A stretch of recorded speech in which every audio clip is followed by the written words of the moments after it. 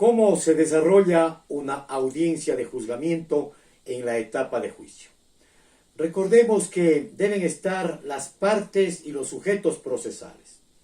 Los primeros son los intervinientes, la fiscalía, el procesado, con su defensa técnica, su abogado particular o bien la defensoría pública, el juez, el secretario o el curial o auxiliar de la judicatura.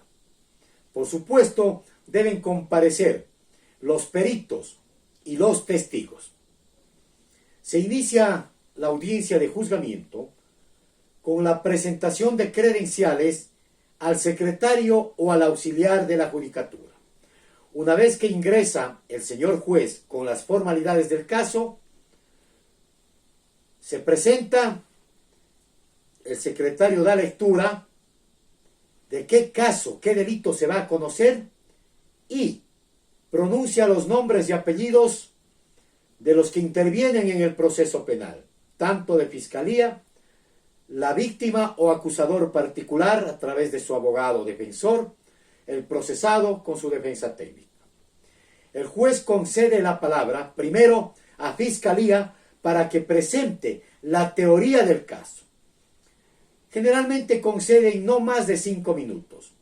El fiscal tiene que intervenir presentando los hechos que fueron motivo del proceso penal y qué es lo que va a presentar ese día de la audiencia y qué solicita. Generalmente solicitan la culpabilidad y el máximo de la pena. En forma inmediata, hace lo mismo con el abogado de la acusación particular o de la víctima u ofendido. Asimismo, le concede unos minutos para que presente la teoría del caso, es decir, los hechos que va a probar y que solicita en su primera intervención. En forma inmediata, da la palabra al abogado del procesado.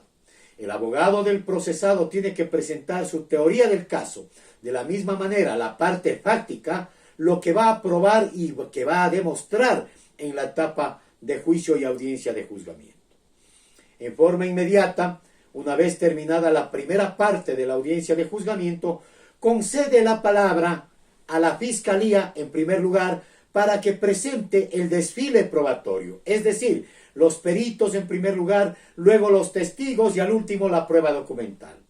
Posterior a ello, el acusador particular, la víctima a través de su abogado, presenta asimismo la prueba que haya anunciado para la etapa de juicio.